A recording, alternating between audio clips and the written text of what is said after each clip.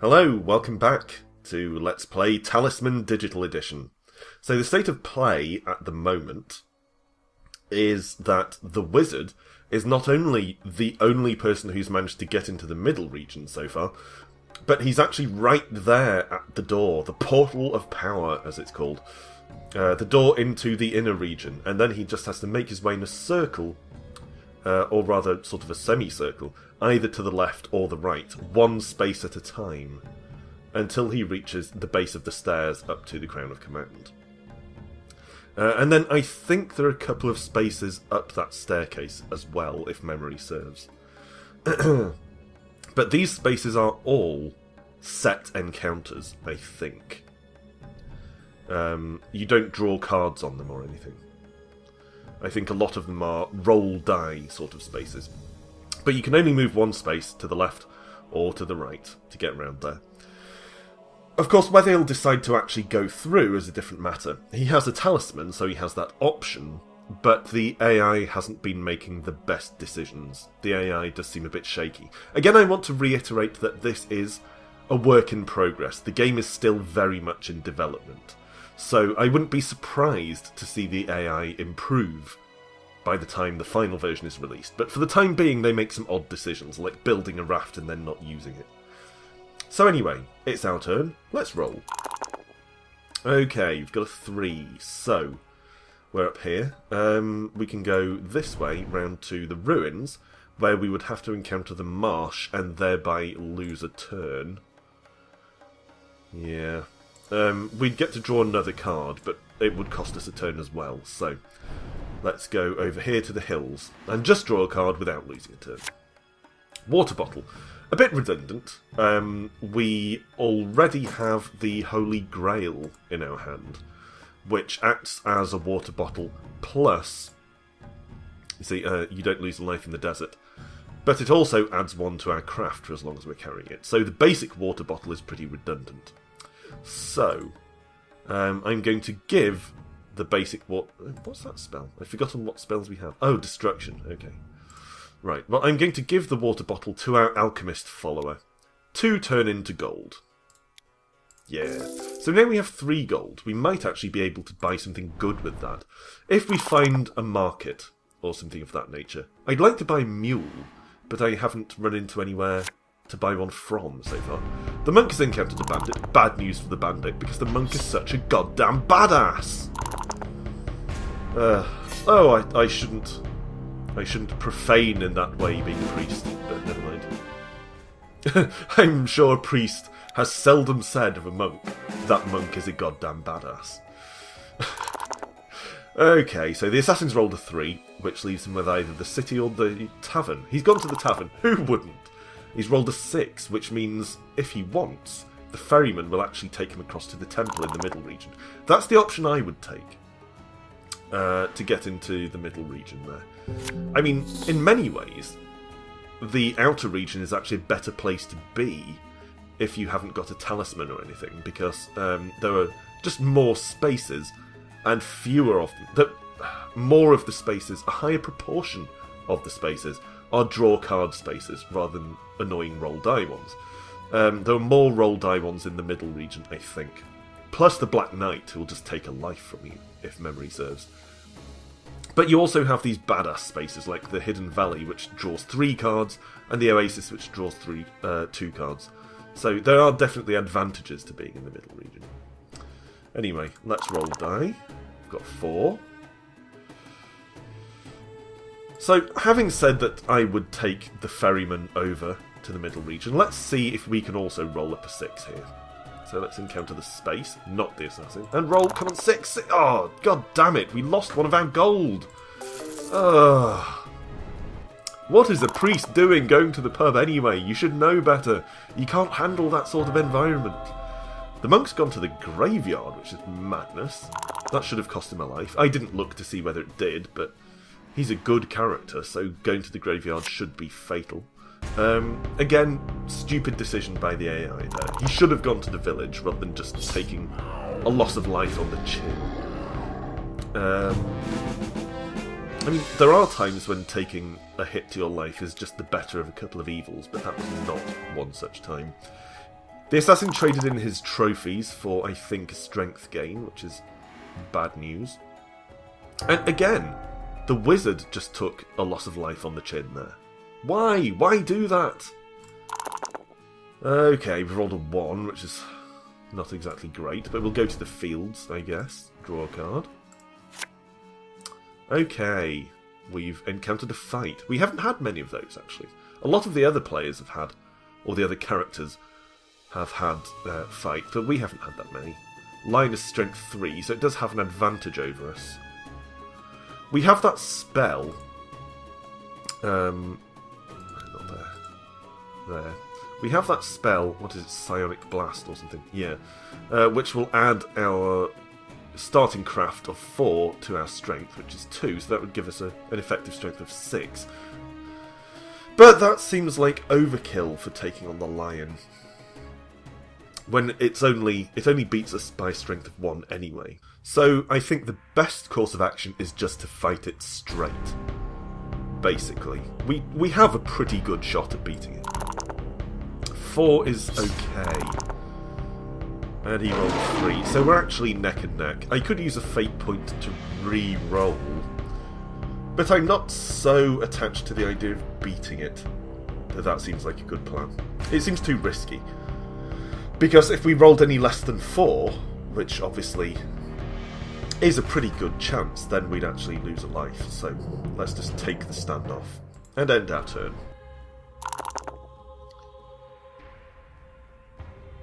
The monk is going to go down. Is he going to fight the sentinel? No, he's going to draw a card. He's got a follower that adds 2 to his craft. Look at his stats. 8 strength and 6 craft. That is insane. Don't assassinate me. Oh, you bastard. Okay, this might be an opportune time to cast Psionic Blast. I mean, the guy has strength 8 with a modifier of 1, so that takes him up to 9. Even with Psionic Blast, we've only got 6. But we don't even stand a chance without it, so let's do it. Cast Psionic Blast. Can we do that?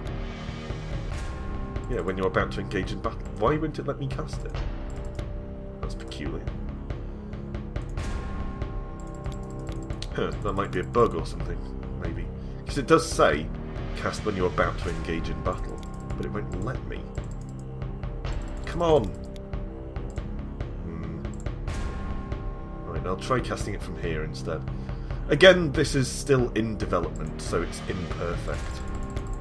No. Alright. I guess we'll just have to tank it out then. Basically, we can't beat him. We're going to lose either life or an object here. Unless the shield protects us, of course. Okay. Oh, and we didn't even get to roll a die because he was assassinating. But we did roll a 5 on the shield, so we didn't lose a life. So that's actually a pretty solid outcome. And we didn't waste that Psionic Blast spell either. The wizard went to the castle and had himself healed in exchange for gold. Let's roll. A 2, so it's going to be just a straight draw card space. Wild Boar, strength of 1. Even we should be able to beat that. Come on. Unless we roll a really low number. Another standoff. You know what? I'm going to spend a fate point to try and beat this bastard. There we go. I don't want to just leave active monsters all over the board. So we managed to take a trophy there. So our trophies are now... Oh yeah, here we go. The character gains 1 strength or craft point for every 7 points of strength or craft on the trophies. So, we've got up to 3. So we need another 4 strength points worth of defeated enemies before we can gain a strength from our trophies. Okay, the monk rolled a 1. So he's taking on the sentinel. Good call, actually. Looking at his stats, he can take it. He rolled a 1, though, which is unlucky. He lost to the sentinel. Is he going to re-roll? I would. No. I would have spent a fate point to re-roll, because he rolled a 1. You know, anything much higher than that, and he could have won. Right, the assassin's going to draw Fountain of Wisdom. Oh, okay. Is that different to Magic Stream then? Or are they the same thing? I think Fountain of Wisdom is the one that gives you craft points. Okay, again, someone has made a raft. He would be silly, actually, to use a raft. Well, I think he drew a raft, perhaps. But anyway, he'd be silly to use a raft to cross back over to the outer region. Again, notice that the wizard decided not to go into the inner region. But really, he should have. I mean, I suppose he could be thinking maybe gather some more stuff to give himself a better chance of surviving, but really, I think the logical decision... He's got quite a lot of objects and decent stats and things. I think the logical decision would have been to go in. But again, AI. So, we rolled a 4. Actually, I'm going to look at, firstly, these 2 cards. Fountain of Wisdom. Yeah, you can pick up a craft point each time you go there. What about the Magic Stream? Oh, wrong space. Oh, maybe the Magic Stream's already been used up, I don't know. No, there it is. 4 strength points. Oh, so that's actually, that gives you strength points. Okay. Well, anyway. So we rolled a 4. Do we want to go... Yeah, let's go to the fields. It's going to be a draw card either way. Sword. Useless. I mean, I'll take it. But then I'm just going to give it to my alchemist.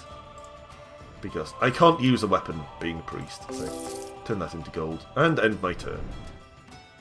I'd like an opportunity to actually use some of this gold.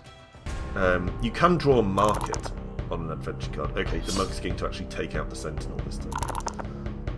Yeah. Of course, the sentinel remains there. He's never slain, only defeated.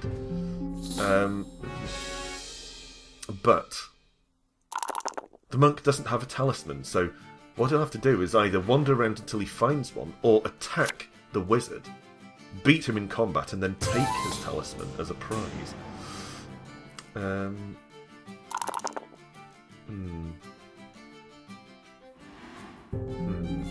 Okay, so he's gone to the sorcerer. He can buy a spell there if he chooses. He has chosen. Okay, here's our turn. You know what I'm going to do? I'm going to use our destruction spell, and I'm going to use it to take out this marsh. Because I like the ruins space. It lets you draw 2 cards.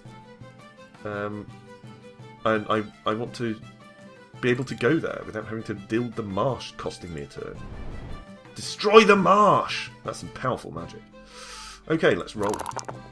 2. Okay, so what's over here? Well, we can... Yeah. The witch is okay. I think we've tried the witch before and not had a great effect. So, let's go over here and draw a card. Prince. He lets you... well, you can see for yourself. If you go to the castle, which is in the middle region, you can heal up to 2 lives free of charge. And heal, of course, means you can't go above the starting value of 4. Or you can trade him in for 3 gold, if you're feeling very mercenary. Which kind of sounds like you're holding him hostage. And the people in the castle will pay to have him released. But, you know, he's a follower. He's following you by choice. So I suppose what they're doing there is bribing you to, what, say, let's just pop into the castle and say hello, and then like, slam the door behind him and lock him in so he can't leave. Alright, I'm going to have a swig of tea while people are taking their turns. Okay. So, the wizard has cast Temporal Warp. I didn't see what that does. I think it maybe lets you roll more than once for your movement. If I were to guess. He's attacking the monk. Which is brave. But not impossible. Yeah, he's actually won against the monk. So, is he going to choose to take an object? Looks like he did not.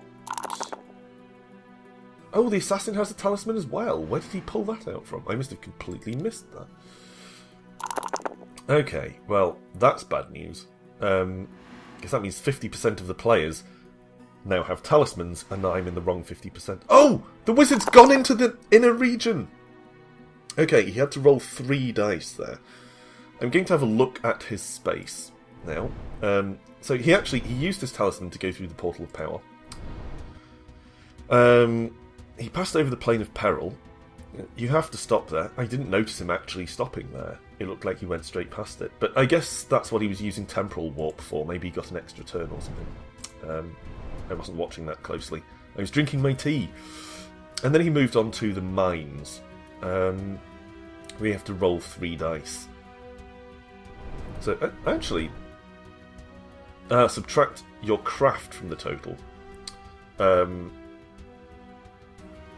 So what you're trying to get here is a 0. Because 0 allows you to stay on this space and proceed. A 1 knocks you backwards a space. A 2 or 3 knocks you back 2 spaces, back to the Portal of Power. And anything above 4 sends you back out into the world. Warlock's Cave isn't too bad, that's in the middle region. But Tavern is way out in the outer region. That would be infuriating if you go into the mines and come out in a tavern. What sort of mine leads into a tavern anyway? Anyway, it's our turn. Let's roll. Okay, we rolled a 6. So, we could try and go into the middle region, but we'd have to get past Sentinel. And although we have Psionic Blast, that would just give us a strength of 3. Not a lot to go up against the Sentinel's strength of 9. If we had invisibility, I would cast that and then sneak past the Sentinel, but as it is, we don't have that option. Let's go over here into the hills, and stand on the white horse and draw a card. Cave. Okay, the cave will remain here for the rest of the game. You can see what's inside by rolling a die. Well, you have to see what's inside by rolling a die.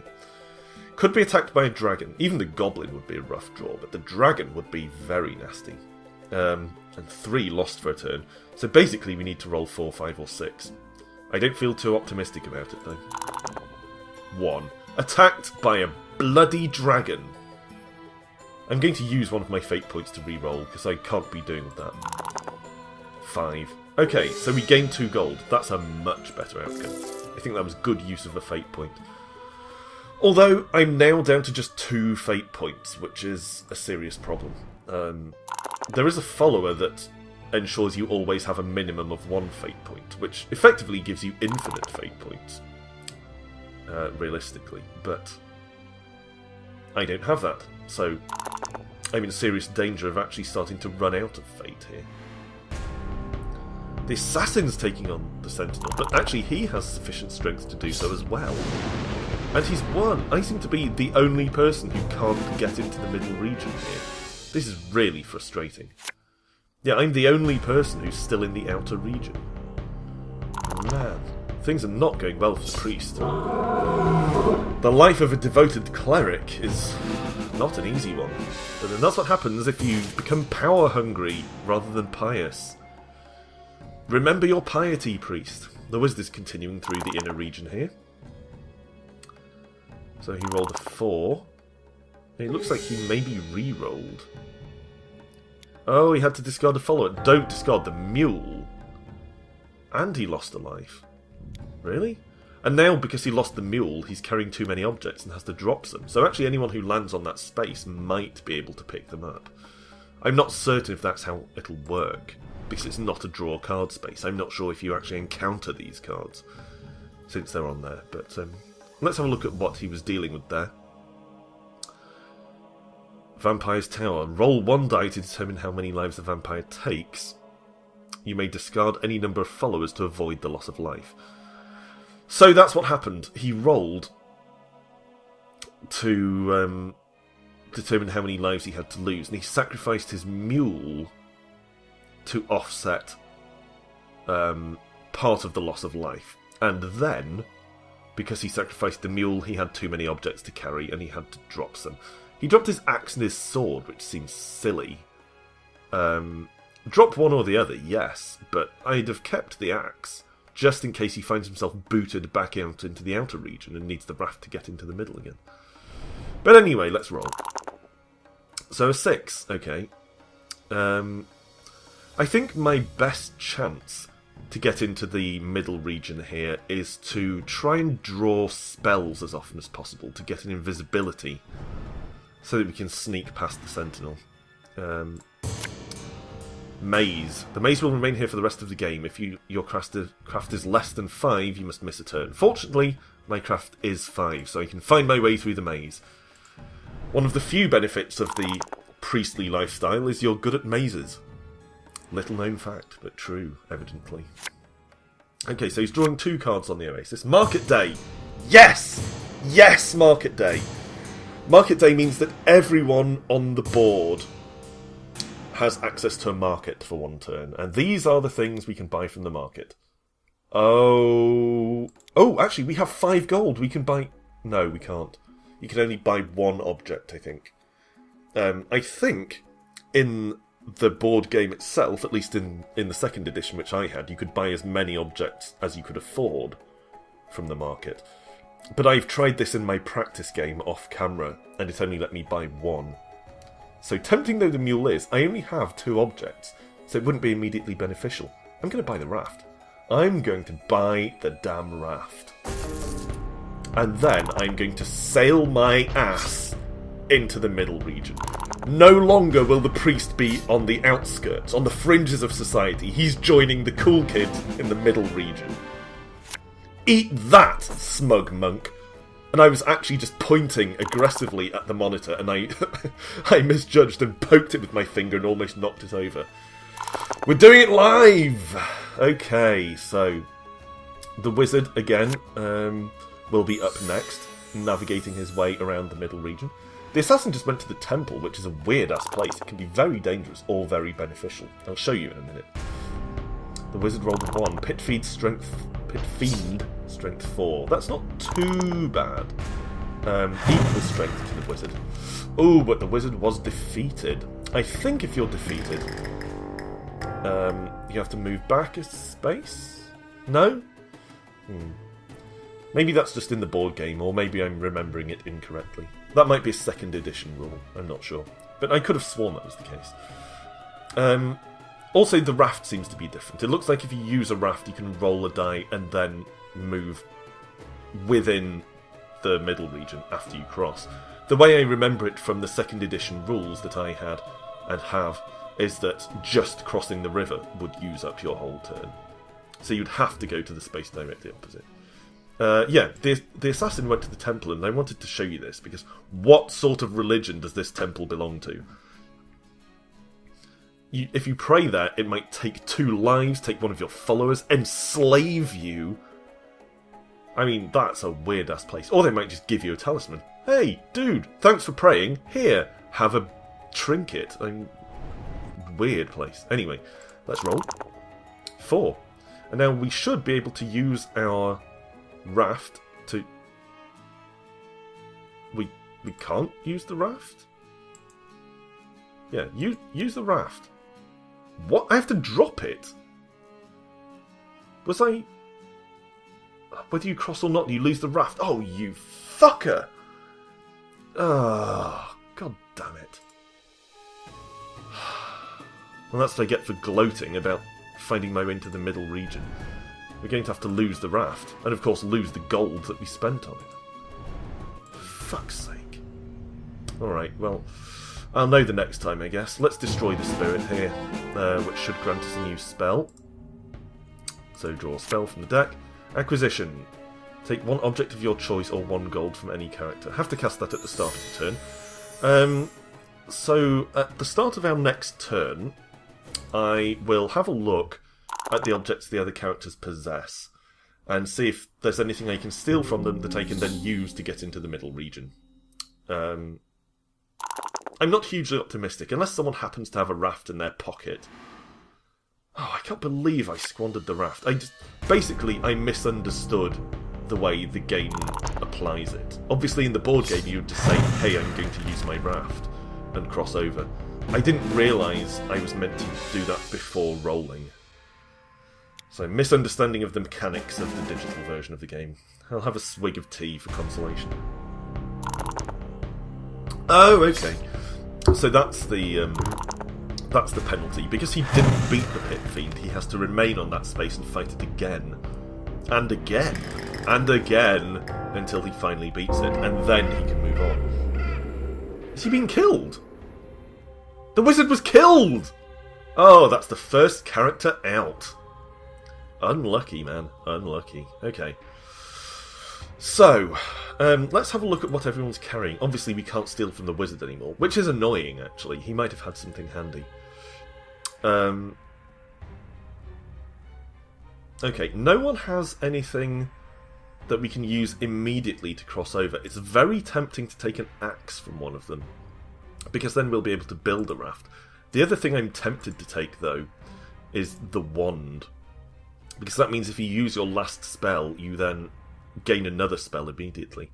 You know what, I'm going to take the axe, because I think it's more important to have the ability to cross the river than to keep gaining spells. So, excuse me. Let's cast Acquisition. Cast spell. Okay. I'm going to cast it on the monk. Yep. And I'm going to take his axe. Yes. Okay. Good stuff. So now we're up to 3 objects. We can only carry 1 more without the aid of a mule, but that's okay. So now we're looking for woods or forest, basically, so that we can build a raft. What's that? Crags. No trees there. So I guess we go to the chapel. We can pray, and we'll get a bonus 1 to our dice roll, because we're a priest. 6. Same thing again. Gain 1 spell, which is actually a pretty good draw, to be fair. Nullify. Cast at any time on any character. That character must discard all of his spells. Okay, well, the assassin has 2 spells. It's nice that you can cast it any time, and you don't fall foul of having to cast it right at the start of your turn or something. Obviously, we can't see what other character spells are, but the assassin has 2, which scares me. So, I'm going to just cast that now and free up that spell slot. Nullify. Nullify. Cast spell. On the assassin. I could cast it on myself. No, cast it on the assassin. End turn. So the assassin now has no spells. I mean, he might have only had useless spells before, but if he did have useless spells, then we've just helped him out. We've freed him up to pick up more. But, you know, I feel it was a valid use of the spell. Plus, that clears 1 spell slot for us to pick up another one at the next opportunity. The next time we encounter a spirit, most likely. Alright. I'm hoping that the assassin and the monk will go toe-to-toe and just take each other out. Save us the trouble of trying to battle either of them. Oh, okay. So, he drew a market and a magic portal by the look of it. I think that was a market. Okay. And he's gone back to the temple, thanks to the magic portal. And the temple gave him a spell, after he's just cleared out his spell deck. Why is the wizard drawing spells? He's out of the game, isn't he? I thought he lost all his lives. Huh. Oh well, he's casting random, so that's... Oh, maybe not. Oh, did I completely misunderstand what happened there? I'm sure he died, didn't he? Has he bought back in? Can you do that? Can you buy back into the game? It looks like you can in this version.